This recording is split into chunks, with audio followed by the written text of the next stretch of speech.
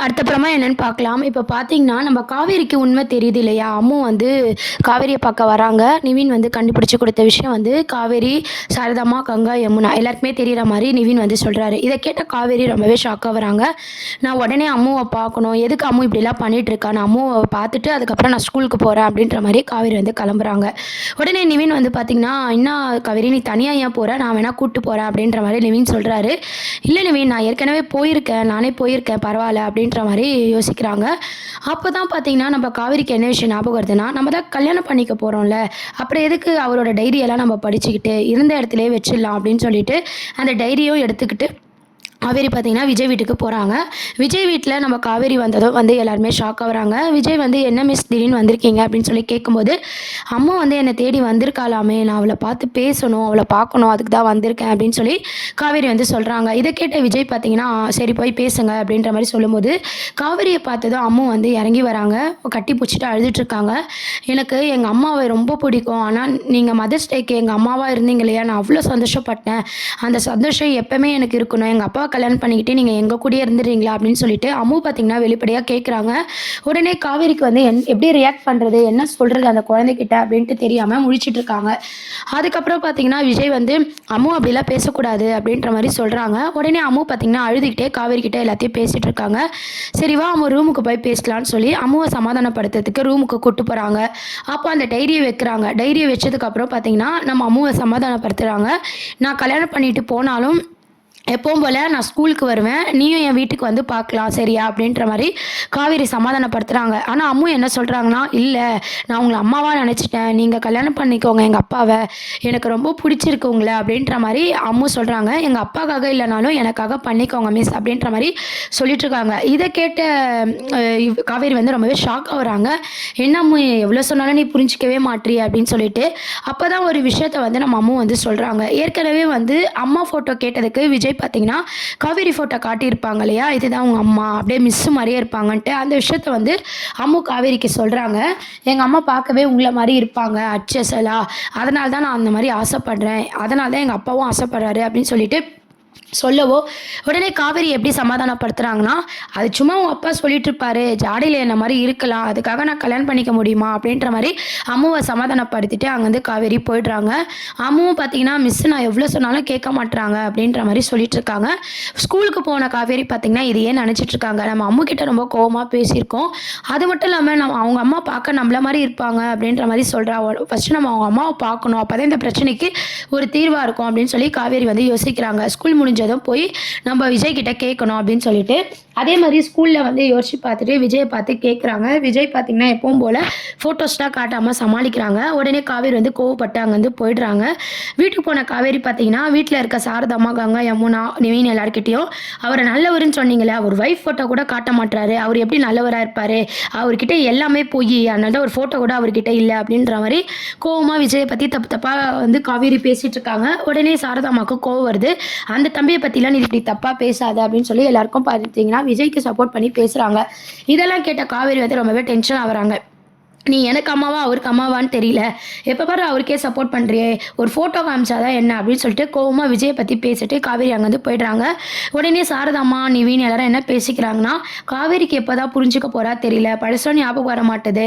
சொன்னாலும் புரிஞ்சுக்க மாட்றா. இவ இஷ்டத்துக்கு பண்ணிட்டு இருக்கா." அப்படின்ற மாரி சாரதாம்மா வந்து சொல்லிட்டு இருக்காங்க.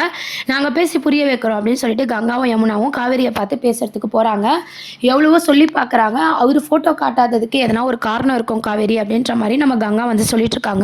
என்னக்கா காரணம் இருக்கு? அம்மு கிட்ட காட்டாம இருக்கிறதுக்கு வேணா காரணம் இருக்குன்னு சொல்லலாம். அவங்க அம்மாவ நெனச்சு அவ ஃபீல் பண்ணி அழுவா. நான் என்ன குழந்தையா? என்கிட்ட எதுக்கு காட்டாம இருக்கணும்? காமிச்சா நான் என்ன பண்ண போறேன்? தெரிஞ்சுக்கிறது ஒரு தப்பா? உங்களுக்குலாம் தெரியுமா? நான் இது முதல் வாட்டி அவர கேட்கல. ஆல்ரெடி பார்த்தீங்கன்னா 2, 3 வாட்டி அவரோட ஒய்ஃப் ஃபோட்டோவ நான் கேட்டுருக்கேன். கதையெல்லாம் சொல்றாரு, லவ் ஸ்டோரிலாம் சொல்றாரு. ஆனா ஃபோட்டோவ மட்டும் எனக்கு காட்ட மாட்றாரு. அப்படின்ற மாரி காவேரி கோவமா கங்கா கிட்ட சொல்லிட்டு இருக்காங்க. உடனே கங்கா வந்து அவர் காட்டலன்னா விட்டுடி. எதனா ஒரு காரணம் இருக்கும் அப்படின்ற மாரி சொல்றாங்க.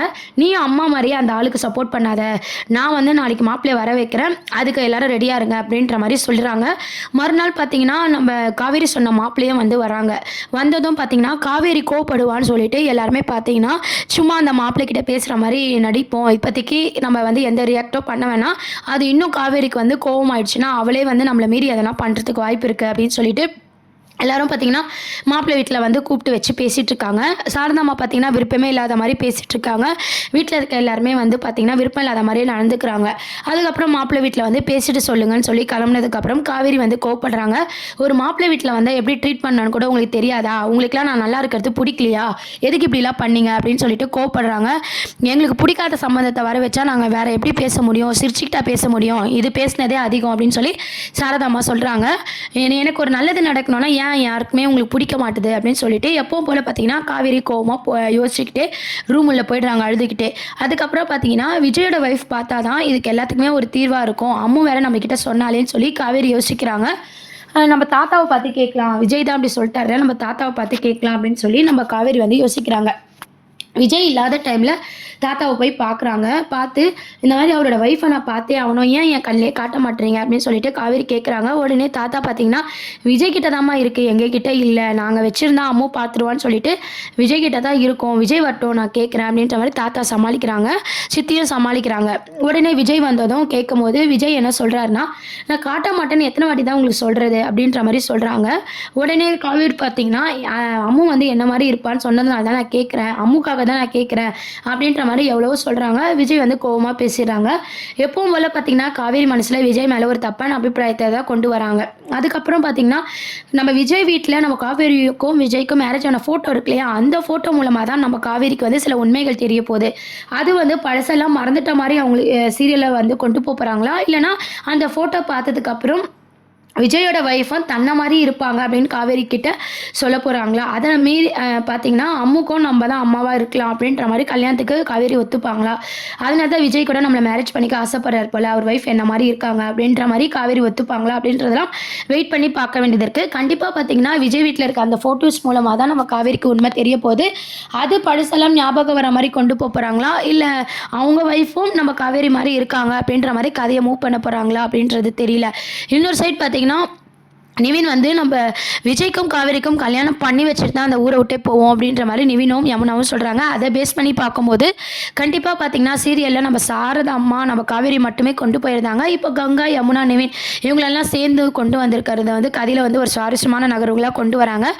போகிற போக்க பார்த்தீங்கன்னா கூடிய சீக்கிரம் வந்து நம்ம காவேரிக்கு சாரதா அம்மாவும் சரி அம்மாவும் சரி எல்லாருமே ப்ரெஷர் கொடுத்து சில உண்மைகள் தெரிஞ்சது மூலமாக பார்த்தீங்கன்னா காவேரி வந்து கல்யாணத்துக்கு ஒத்துக்கிறதுக்கு வாய்ப்பு இருக்குது.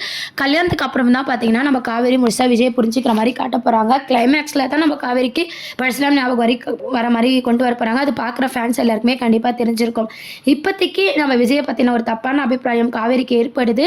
போட்டோஸ்லாம் காட்டாதனால இன்னுமே விஜய் மேல கோவப்படுறாங்க. அந்த மாப்பிள்ளை கிட்டேயும் பார்த்தீங்கன்னா வீட்டில் இருக்கவங்க சரியா பேசலன்னு சொல்லிட்டு வீட்டாளுங்க மேலேயும் நம்ம காவேரி வந்து கோவப்படுறாங்க. அந்த போட்டோஸ் மூலமாக தான் பார்த்தீங்கன்னா விஜயோட ஒய்ஃபும் தன்னை மாதிரியே இருக்காங்கன்ற உண்மையை காவேரிக்கு தெரிஞ்சு அது மூலமா மேரேஜ்க்கு ஒத்துப்பாங்களா, அம்முக்காக ஒத்துப்பாங்களா அப்படின்றதெல்லாம் வெயிட் பண்ணி பார்க்க வேண்டியது இருக்கு. இந்த மகாநதி சீரியலை பற்றி நீங்கள் என்ன நினைக்கிறீங்கன்றதை கீழே கமெண்ட் செக்ஷன் சொல்லி சேனலை சப்ஸ்கிரைப் பண்ணுங்கள். தேங்க்யூ.